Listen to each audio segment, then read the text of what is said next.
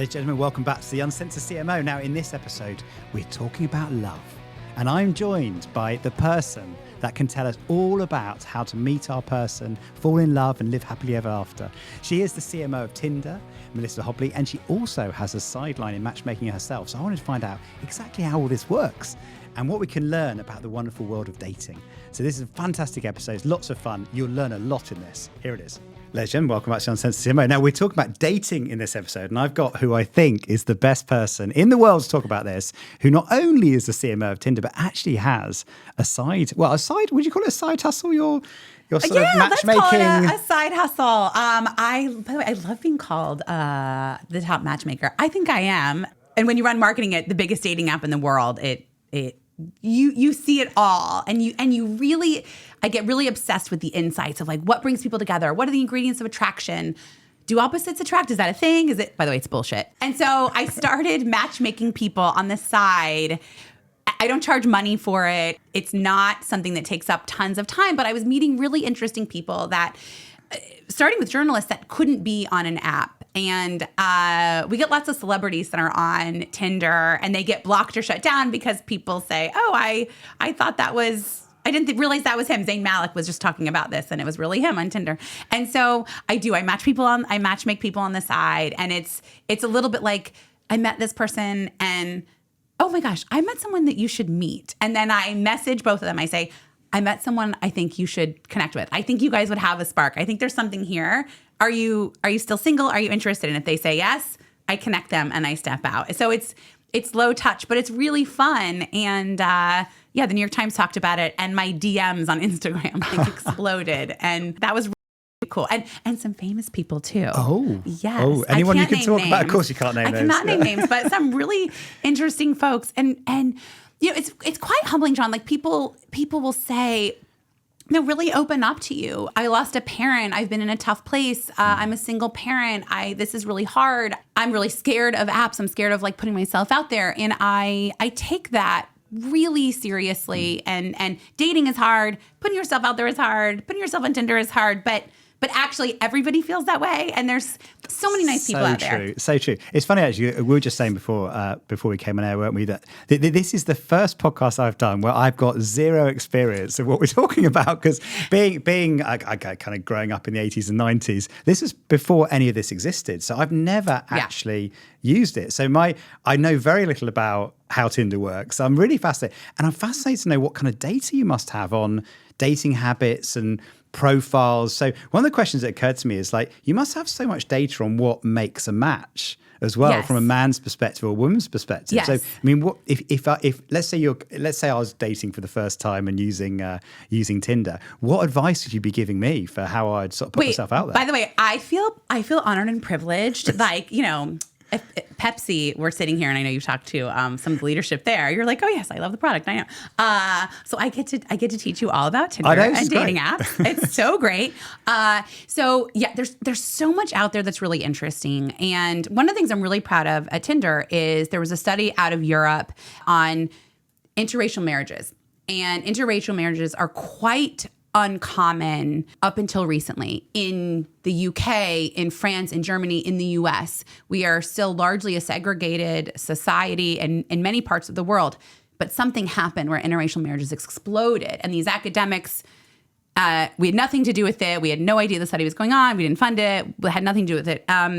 Said, what's going on here? What's the cause of this? And it wasn't the Catholic Church, and it wasn't running clubs. It was Tinder. Wow. It was Tinder. And so I start there because one of the things that's especially powerful about Tinder is we don't allow you to filter on 6'4", finance, blue eyes, to reference the Sound of Summer. For if you know, you know. We don't allow you to say, I want someone that's like sarcastic but not too sarcastic, or you know, only has meatballs on Tuesdays. Like we don't. We think there is power in being open to those possibilities. And so one of my first pieces of advice, if you were single, and he's quite dashing audience at home, but he's married with children. So ladies, don't get excited. One of the first things that I say is, throw out your list. Women are more guilty of this than men. Women will be like, I want 6'4", I want this job, I want this neighborhood, I want this car, da, da, da.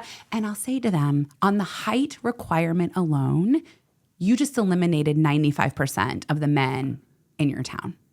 And like, it was Short King Spring recently. So an example of let go of what you think you're supposed to be with. And my little fun test on that is when you ask someone single, who's your match? They'll give you a long list. When you talk to somebody who's happily married, not married, but happily married, they'll say, oh, I'd have never imagined myself with this person. And by the way, I'm a perfect example of that. My husband is Chinese, Australian. He was in finance in New York. There's no reason why I would have never described this person on paper for a number of reasons. Not stressed. I'm stressed at everything. Like, I would have never thought we were a match. And it turns out we're like the best team and the best partner, and I love him like crazy. And so that's one piece of advice. The second one is just get out there. Don't overthink it. Don't say, I need to look younger, look better, have the money, have the apartment. Just get out there. Just get out there. There's so many kind people out there. Everyone feels a little vulnerable and scared, and put yourself in a place where you're going to run into them on Tinder. We've got this, in the UK, we've got this kind of well-known TV personality, maths professor called Dr. Hannah Fry. And I heard her talk the other day, and she did this experiment looking at what women and men find attractive. And she basically got this random selection of men and random selection of women. And the men had to rate the women had to rate the men. And it was really fascinating because it's out of 5. And the men came back with a perfect bell curve. So the average was 3. There were a few 5s, a few 1s, but basically, a lot were in the middle. The women, oh my word. I know where this is going, but go ahead. It was all 1s. All 1s. A couple of 2s, none, no 5s, 4s. No 5s, no 4s. Yeah, I know. That's exactly it. And we are terrible at knowing what is a fit for us. Terrible. I was talking to someone super ambitious yesterday. I need someone super ambitious. I actually don't think you do. I think all the air is going to leave the room. I think you want to have a family who can balance that out, regardless of this. This was a woman, and I was like, I think actually someone who can take a little bit of backseat, like, and be there to, help with the family or do all the things. So we're really bad at that, and we're doing a few more things at Tinder to kind of get you to think about that and be a little more reflective and a little more open. Interesting. And what would the data tell you about what a guy should do or a girl should do to improve their chances? Is there any secrets that, in terms of how you might, improve the odds? And it's swiping right, is it? I need to swipe. Yes. Swipe right. Okay. Yes. Tinder invented the swipe, and you swipe right to say yes, and you swipe left to say no. Okay. Is there a record, by the way, for like the guy or the girl that's had the maximum number of swipes? That's such a great question. I'm sure there is. Because that feels like we probably shouldn't have it as bragging rights, should you? But I mean, you can imagine there might be like someone out there that's got the crown for. I saw a video of a kid. I think he was in college, and he had created a machine and was swiping right on every profile. So it wasn't even looking. Oh. He just literally created a robot. Yeah. And the finger just swiped right like all day, so that he because we don't let you. We say double opt-in, but basically you both have to say yes to be able to talk so that you're not kind of overwhelmed. Women would be overwhelmed with messages, candidly. Definitely. The first thing, and men and women are both bad at this, and also my non-binary daters, everybody's bad at this, of like reflect who you are. And I'll see these photos on women, their photos on their profile are like, I want to look a certain way, and they all have this kind of like pose and they're in groups. And like, I don't even know who's in the picture. Like, who am I looking at here? And so it's really marketing, right? So you're really thinking about, it's marketing yourself, but I don't really actually love that expression. It's a little bit more of like, I met a woman who worked with special needs children. How amazing. What a great soul you are. Reference that. She also like walked foster dogs on the weekend. Put a photo of that in, because what a cool question to ask. Also, dogs do really well on Tinder. Like, if you don't have a dog, borrow a dog, put it in your profile, and you'll see like more matches, more connections. And so thinking about like the story of who you are a little bit, and give people something to ask you. So another thing that I say is, it's hard to know what to write on a profile. I was working with actually a journalist. She's a reporter at a very, very prestigious global outlet. And I'm like, you're a writer. This is all you got. And the insight is think about lists. Because again, people, imagine the analogy is like you're in a crowded bar in London or New York City or LA, and somebody walks in the t-shirt of the obscure jazz band, or your favorite band from the 90s, or a book that you think no one else read on the t-shirt. And so, don't overthink it. Books that changed my life, TV shows that are overrated. A mezcalita kills a Negroni every day. Put albums that changed my life, concerts that I'll dream about till my last day on earth. Think of lists where you're giving people the chance to have something in common to reach out and say something about. That makes so much sense, doesn't it? Because you get the physical attraction, but then the connection comes on shared interests, doesn't it? And passions and depth and all that. That's where the relationship deepens, isn't it? So revealing some of that makes sense. I did smile when you mentioned dogs, actually, because at System 1 we did some research into, from an advertising perspective, what captures people's attention and what creates an emotion. And we actually categorised every different feature you can imagine in an advert. So whether it's got someone talking at camera, or whether it's set in the past, or whether it's got characters interacting, and the one feature that's guaranteed to create emotion and capture attention is an animal.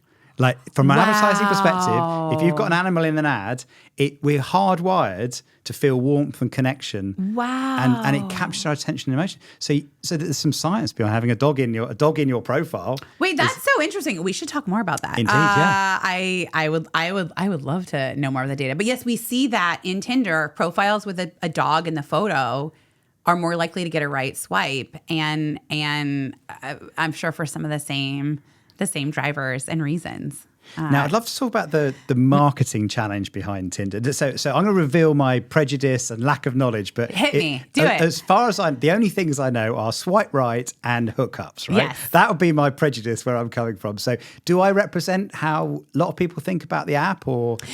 It's such a great question. Tinder is the biggest dating app in the world, and we have days where we have 3 billion swipes in one day. So you're right about the mechanic. How do you make it easy to connect and then get to the date? But actually, half of our users are looking for something more serious. And the word hookup means something very, very differently to Gen Z and to women in particular. So how we think about it now is we want to inspire real connection, but we want to shed the hookup perception a bit, because it's not reflective of the reality of Tinder. But I say that also with, I grew up in an era where slut shaming was a real thing, and it was the worst thing you would be called as a girl. And we've made a lot of progress. And by the way, what a bullshit double standard that a girl could get laid and be labeled something really negative and really harshly by society, her community, and a guy gets a pat on the fucking back. And it's so fucked, right? And so we've made so much progress. And so I also very quickly say connection with no judgment. And I love that we see women in media that are like, hey, I'm just here to have fun. I just want to have fun tonight. Or I'm in Paris for the week, and this is how I'm setting up dates, or exploring the Louvre, or experiencing rave culture in Berlin. So it is for whatever connection you're looking for. And half of our people look for something serious. I have a wall of wedding invitations that we just updated because I got another giant batch of them just this week. And so lots of our people are looking for something serious, but we are here for the real connection and whatever possibility you want. Now, you've to prove the point, you've got the most amazing campaign currently running, haven't you? That you developed with Mischief. It starts with a swipe. Yeah. I mean, even with my very limited understanding of the app, I could see what you were trying to do there, and it's a really magical film showing kind of what begins as a swipe and ends up as a sort of adventure through life, and it's brought together in a very sort of visual, dramatic way, and the posters as well, as well as the TV. So yeah, talk us through the thinking behind that campaign, the insight, and how you brought that to life. It's very impressive. Oh, well, and I love, you had such a nice conversation with Greg Hahn, who's the head of Mischief. Mischief was our evil creative genius on It Starts with a Swipe. And I'm so proud of that campaign. we reported in earnings how it helped drove the business forward. I'm staring at one of the Effie Awards that we got 4 Effies for It Starts With a Swipe. I just got one sent to my office. And so the most important thing is it worked. But the insight with that, and we were sitting down with Mischief. And by the way, I don't think Greg mentioned this, but I was like their second client. I wasn't at Tinder. Oh. And I don't have the money that it costs to work with Mischief now, but I was up for something really meaningful and really bold, and they whipped something together so cool. And by the way, I'll mention it because it's so relevant. I said I want to make voting hot. And this was in the last presidential election. They had just launched. They've been alive for like 4, they've been in an office. And so quickly they came up. You've heard the phrase MILF, Mom, I'd like to F. So they came up with VILF, voter I'd like to F. Oh, really? And be a VILF. And how do you make voting hot? And by the way, right now we're still working with them on making voting hot. I feel really passionately here in the US and other parts of the world where voting isn't compulsory. And so the process with them was so interesting and so rich. They're so talented over there and everyone wants to work with them. And we've been with them from the beginning, and they're, it really was, well, it starts with a swipe. You want forever. You want to get a dog together. You want to explore your bisexuality. You want to meet someone while traveling. It starts with a swipe. And shooting it, like, it was editorial. It was so beautiful. And I wanted that to be, it was the first time Tinder had a global campaign, and we wanted it to be beautiful, and we wanted to elevate queer love, and we wanted to elevate these moments. 20-somethings don't think of marriage as the goalpost. And that's awesome. If you want to get married, beautiful. If you want to have kids, beautiful. But also there are milestones that are really meaningful along the way. And it's so like meeting the parents was one. It was like getting kids together, but it was like a puppy. Another one was like someone who gets your FYP, your For You page on TikTok. Like, to feel seen. And so it was so fun to come up with those moments and shoot it and work with like such amazing talent. And it's really been working. We've been on with that campaign a year and a half now, and we just keep building and coming up with new things. I was just with Greg and his team last week kind of thinking of like another build on it. That's so fun and so interesting, and like tied to that truth of it does start here, and a hookup could be a hookup for life. Like how you kind of redefine what that is. And it's very clever, isn't it? Because it redefines, what hookup means or where it could lead to. But it's beautifully made as well, isn't it? It's quite magical in the way the film rolls, and the print is also quite stunning, isn't it? And very stylish. It's so stunning and stylish. Yeah. I have one of the posters in my office, and it's Thelma and Louise, and we wanted 2 women, and we put them in this pink convertible, and the sun is setting, and it's comfortable silences. Because when you really hit it off with someone, and it's like going somewhere when you can be quiet together. And so it's this beautiful, dreamy couple, and they're just like staring at the sunset in this desert, and so it was so beautiful, and it's one of my most fun and rewarding creative experiences in my career so far. I mean, having met Greg and had him on the podcast recently, it really fits to have a really strong insight, be really clear about your strategy, and then obsess about the craft. I mean, it follows that beautifully. Right? And what did you and Greg talked about this on the pod? Like, you can't afford to be boring. Totally. I know. And it's so true, right? Yeah. And most brands can't. I'm borrowing a lot of his phrases now, but like the biggest risk you can take is to be ignored. Which is so true, isn't it? And then the other one I thought actually a weird connection to this conversation is, what would you do if you weren't afraid? And if you think about the whole world of dating, fear comes into it so much. I mean, fear's almost the enemy. That's what you're trying to overcome, isn't it? The fear of rejection, the fear the date won't work out, the fear of, they might not like me, the fear that my profile's wrong, all those fears that are going to all those fears. Hold you back. That's such a beautiful tie, John. It's because it's so true. Fear holds us back from what actually is maybe the most important thing you will do in your entire life. Find your person, right? And so we have to think about that a lot of how do I be so sensitive and empathetic to how scary it is to do it and try to meet you where you are, but also kind of like, did you have an older sister growing up? I was one of 3 boys, so I missed out on the older sister. You missed out. Well, for those of you who had like an older, were you the oldest? I was. Yeah, of course you give like he gives oldest sibling energy. This is like therapy. This is good. Yeah. I listen. But we think of it like your older sister's super fucking cool best friend who, may have been like smoking outside the garage and was like, "What are you doing with that guy? You're so much better than him." You're like, oh, like the confidence, like that's kind of who we want to embody as Tinder. And so we think about that a lot. And yeah, you had such a great convo with Greg. They've been such a great partner for us, Bianca and Carrie and the whole team over there. There's phenomenal people. This might turn into a bit of a family show because you've also done some partnership with someone else who's been on the podcast, Corey at Elf as well. Yes. I love what you did there because explain the partnership you had with Elf because I thought that was very clever. We just rolled out a collab between Elf and Tinder. Corey and I met each other and we're kind of both like, let's fuck shit up energy, like we're like, everything's boring. What are people doing? And we just took to each other and we're like, let's do something wicked cool together. And Elf is such an unbelievable story of growth, of innovation. Corey moves at the speed of culture, and we aim to do that here. And one of the insights that I think is so interesting is, and for my single people listening, you will appreciate this. When you're going on a date, nothing in your closet is good enough.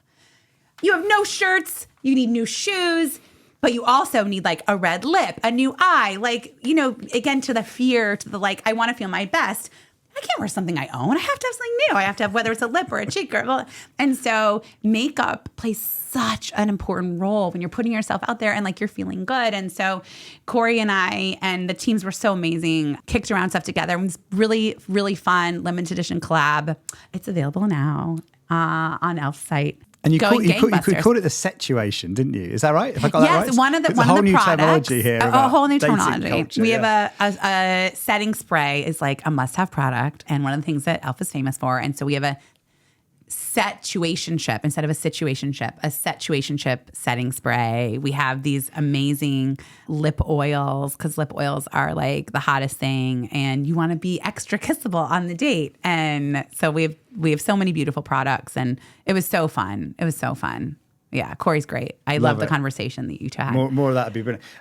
Now, obviously, when you think of like Tinder, modern kind of app, digital, you kind of think of like lots of data, performance marketing, but you've lent in a lot to brand, haven't you? Yeah. Has that been a conscious decision to kind of emphasize the kind of emotional appeal of what you're doing? Because it's a very emotional thing you're talking about, isn't it? At the end of the day. Yeah, exactly. It's totally emotional. And I think that dating apps have unfair expectations. I think people expect dating apps to like do everything for them, and so we have to do a lot of work. And when I came into Tinder, we had to reset a minute and say, this is not what you think it is, and you don't get that through performance. You don't. And I get so annoyed and frustrated by like only do what you can measure kind of mentality, and you really struggle to find.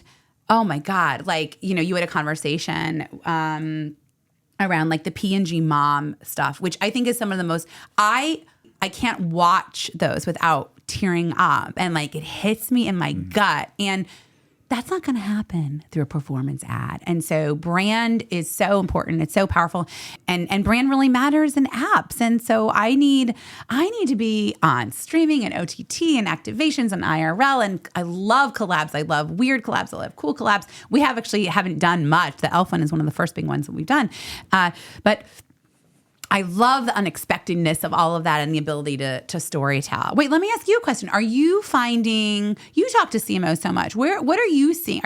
Do you think that people are like doubling down on performance now? Have they kind of gone away from it? And sometimes in challenging landscapes, you kind of revert back to like the more easy to measure shit. What are you 100%. seeing? Yeah, no, totally. It's really interesting, actually. I did a little survey right at the beginning of the year. I sent out a little survey to all the kind of CMOs I've had on the podcast and said, what's the number one thing you're worried about in 2024? And the number one answer by far was making the case for brand. Because what most people are facing is budget cuts, short-term performance focus over long-term performance. And you look back over the last 3 years and think, we've kind of got over COVID, we've got over the threat of recession. You'd think we'd be in a kind of optimistic phase, but we're not. Actually, what's happened is most businesses have learned to deal with less. And, in fact, actually, there's a report saying that, I think it's Gartner saying that marketing spend is down to the lowest level as a percentage of revenue since COVID. And it's almost back to COVID levels. So it feels like we're living in a kind of more recessionary environment from a marketing perspective. So what that's meant is that marketers there's two things really. One is that the budget constraint is greater, but the second is the belief in the power of brand is not there. So people are looking for kind of more performance. So 100%, that's across sectors. That's so interesting. Yeah. That's so interesting. And when you get fearful, to bring it back to that, people revert to safer things or things they can measure. Like, let me prove the short-term stuff, which is easier than performance. But you really could be. Yeah. Well, a great example, slightly tragic example, is Nike just replaced their CEO. Now, why have they replaced the CEO? Because over the last 3 or 4 years, they've shifted their spend into direct to consumer, more money into performance. They've done less of the stunning brand activation that we love them for. That made them iconic. I mean, they're the one, aren't they? And they're the one. They've taken their foot off the product innovation cycle of being, market leaders and become market followers. But the trap I think business fall into is you don't notice when you come off the brand investment, you don't notice it straight away. You'll see it in 1 or 2 years' time. And this is what I think the Nike story is teaching us now is that, repent at your leisure or whatever the phrase is, and because it won't happen overnight. That's the thing, the brand has a gradual impact. So it'll also reveal itself. So I think that's a big lesson. It is. And we have to, we need to get all the CEOs and put them in a room and tell them brand love takes time. And you won't see that in a quarter. You won't see that in 2 quarters. But if you walk away from it and you're looking at years of accelerated decline, you're looking at a much more expensive investment turnaround, right? It's funny. The surprising thing this year, the bit of work I've done this year that has completely surprised me was we went to Cannes and we did a presentation called "The Extraordinary Cost of Being Dull," right? And so as this was with Peter Field and Adam Morgan, they in fact their idea. I was basically the person that presented it, and anyway, and we provided some System 1 data. But we decided rather than talk about why everyone should be interesting, we thought, why don't we put a cost on the opposite of being dull? And what really surprised me, and what's been amazing, and I'm now doing the presentation every single week to companies around the world. It's bonkers. What I've realised is every marketer and every creative agency is fighting the good fight to make interesting work. It's not that we don't want to. It's that it's being stopped by businesses that are making the financial decision. And so what this presentation did, which I was quite shocked how effectively it did it, was it put a cost on making average work. And as soon as you put a cost on something, all the sort of rational people in, the CFO or the CEO or whoever that actually are holding the purse strings and making the decisions, suddenly they realize actually you can't afford to be boring. I mean, going back to our friend Greg, actually, he said it. Most of my clients can't afford to be boring. And that's true. We don't have the budgets to do boring work. We don't. We don't have the budgets. We don't have the time. Oh, that's so great that you're giving that presentation. Yeah, it's been one of the most bonkers things this year. It's like I did not expect at the beginning of the year that my diary would be full of presentations about how not to be dull. How not to be dull. Don't be dull. Or why you shouldn't be dull. Or why you shouldn't be. Exactly. Or how expensive that could actually be. Yeah, it's just got a complete life of its own. So that's great. But isn't it funny it takes turning it into a monetary value to get attention? And I say it's a surprise. However, that said, one of the coolest conversations I had this year with a guy called Chris Burgrave, who used to be the AB InBev CMO. And he's written a thing about how CMOs get on the board. But the number one criteria everyone looks for is financial acumen. The lowest criteria of all the criteria they look for is marketing capability. So although we sit here and go, look at the impact we're having on our business and our brand, and we're managing strategy, consumer insight, as Corey would say, close to the customer, all that sort of stuff, right? But at board level, what's valued most is financial acumen. So what I think the cost of dull did is translate what we're trying to do into the language that the people sat around the board can get. And that's like, how much is it going to cost by not doing it properly?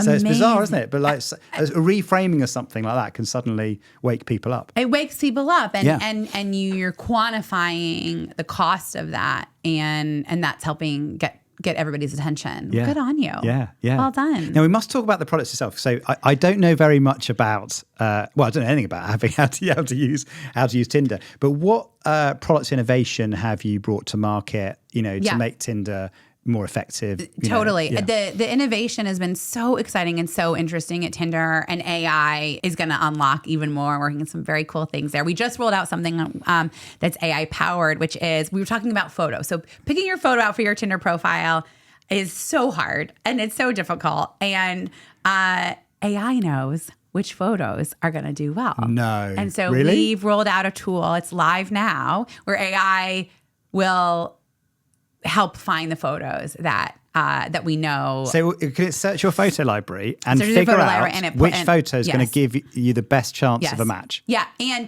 you can veto those, like, oh, I don't like this one, or whatever. So you still have like veto power, but it's really cool and so interesting. And again, the insight is it's hard. It's hard to know what photos to use, and people are not good at it. Like, I saw that profile the other day. It was like all of the photos were group photos. I'm like, I just don't know who we're looking at. Yeah, here. who am I dating here? Yeah. Yeah, and so that's something really interesting. We rolled out another product. It was our most talked about product feature in years and years and years at Tinder. It's called Matchmaker. And the insight is, if you were single, John, what I would say is, I want you to get a beer and get your friends, and I want you to give them your phone, and I want them to look at your matches for you.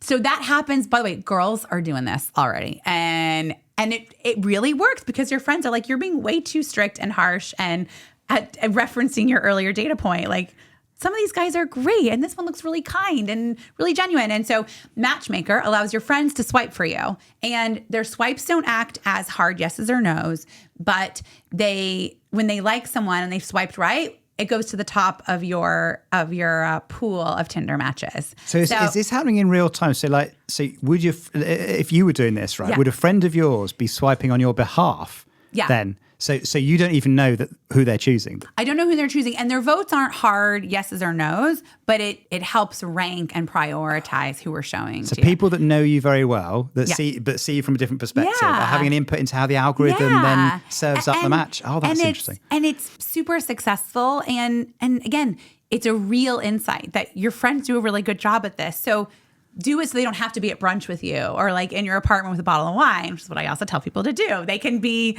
on their trip or whatever, your best friends, and you live in different geographies, you can do it. And then, I'm really proud of the trust and safety innovation at Tinder. We've rolled out 19 features in trust and safety over the last 2.5 years. If we auto-detect, I'll give you an example of one. We auto-detect if a message is inappropriate. And so you'll never see that. But slang and the way that Gen Z talks to each other makes it really hard. So if you get a message and we're not sure, it'll say, does this bother you? And you can easily and quickly block, report, and we'll take that really seriously. On the sender side, if it's very clear that it's offensive or inappropriate, we'll block it. But if we're not sure, we'll say, are you sure? And so we're really trying to educate folks along the way to get there. We've rolled out ID verification, so it's not mandatory, because like with LinkedIn or Facebook or Instagram or Snap, you're not using your ID there. So it's a relatively new consumer behavior, but we let you know if other daters are ID verified. So how do I know if this guy says he is who I think he is? Well, he's ID verified. And so there's lots of really great innovation happening in that space. We let you share your date details with a friend. It's called Share My Date, because increasingly women or men are not wanting to give you, I don't want to give you my cell phone number, but let's talk through the app. I can protect you if you keep that conversation in the app. And so you can share the details with your friend, and like, oh, we're going for ramen in the East Village, and here's where I'll be. And we did a really fun campaign with Mischief to bring that to life, and it was cute. It was like, when your friends are with you but not with you, that was like the tone. I love that, because so many cool things happening. That would be my fear.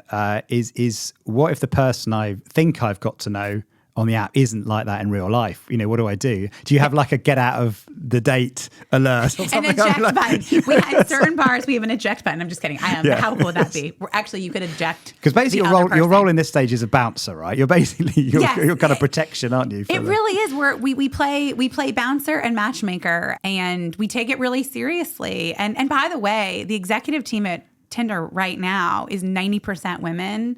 And we're all moms. And so people are always really surprised to hear that. But listen, we bring the experiences. I was single in New York City for over 10 years. I loved it and I hated it. But you bring all these experiences to the product. And I'm so proud of where the brand is going. And it's also why we're talking about Tinder is for love. And so many people here are looking for that. And put yourself out there. Yeah.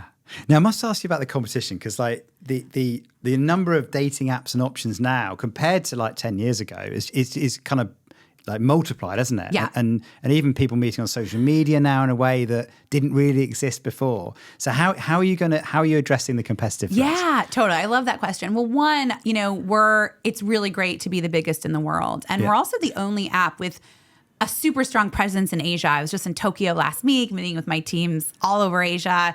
Number one in Europe, number one in the US, number one in LATAM. I mean, our Brazilian daters we put something on TikTok and it like breaks TikTok. So the brand love is, pun intended, is there. And so we feel pretty good about where you are, but you have to keep innovating and pushing. We think about how do I affirm who you are as your first step in. So, you're never done. But the minute you come in straight, queer, non-binary, trans, bisexual, not sure, my first success metric is to affirm who you are and affirm the connection that you're looking for, and make you feel like you got that like cool older cousin, or like your older sister's like best friend who's going to like kind of encourage you along the way, and then telling the real story. So, you kind of keep your head down a little bit, and you keep pushing on that, and you keep your ear to the ground. I spend a ton of time on TikTok. I spend a ton of time with daters, but I also, I get in an Uber and I want to talk to, how are people dating? What are you seeing? I talk to my bartender, like, the girl that did my hair last night, and so, you got to stay really humble, and that's where you're going to pick up on these insights. The truth is, it's really hard to date on social media. It's super hard. Maybe if you're like a supermodel, it's yes. great, but it's actually not. It's not easy, especially with all the scammers and spam that you see, kind of everywhere digitally. And so, we know the power of Tinder and the power of dating apps, and it's been really great to be supportive of LGBTQ daters and to watch the trends on fluidity and to be right there. And I love working with.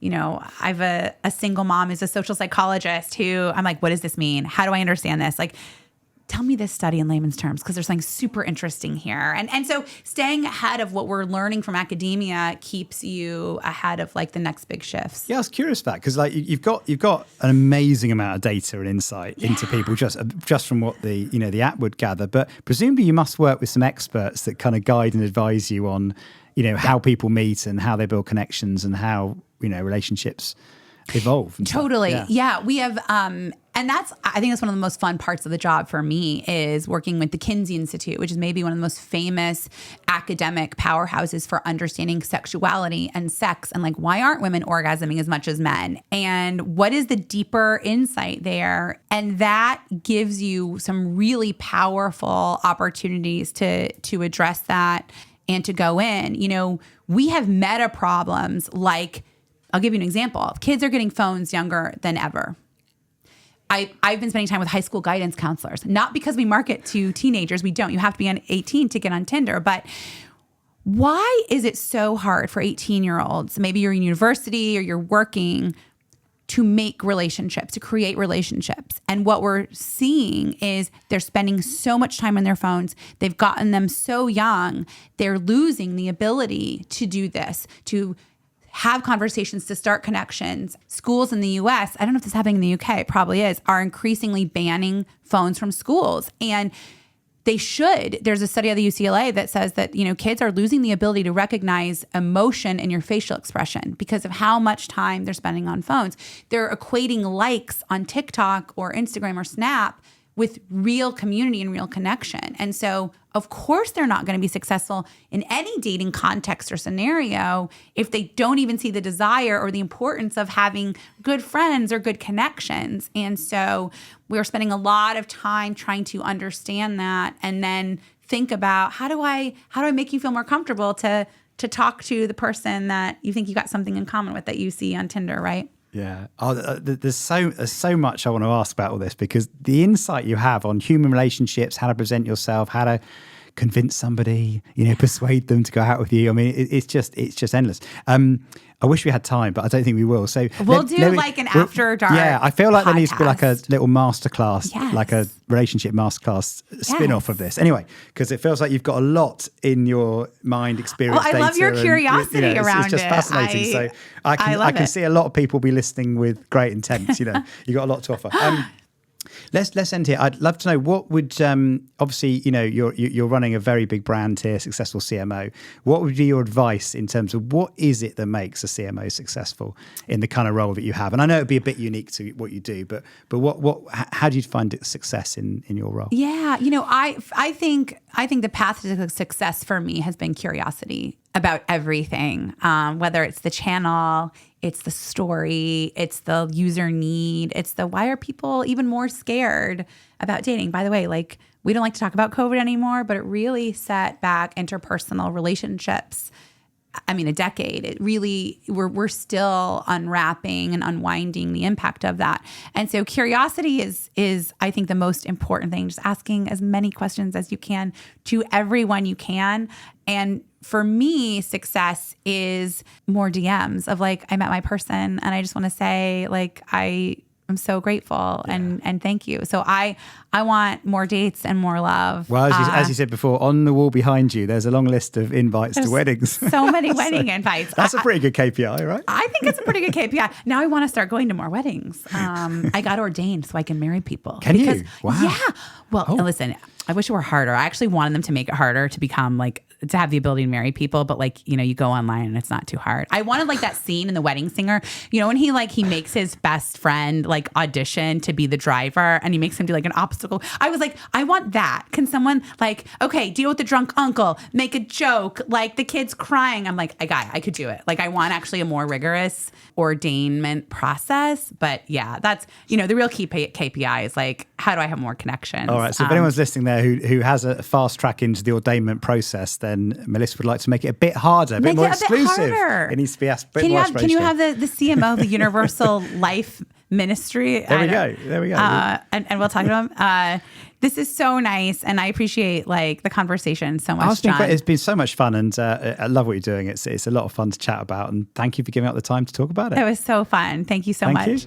Thank you very much for listening or watching Uncensored CMO. I hope you enjoyed that. If you did, please do hit the subscribe button wherever you get your podcasts. If you're watching, hit subscribe there as well. I'd also love to get a review. Reviews make a big difference on other people discovering the show. So please do leave a review wherever you get your podcasts. If you want to contact me, you can do. I'm over on X @UncensoredCMO or on LinkedIn, where I'm under my own name, John Evans. Thanks for listening and watching. I'll see you next time.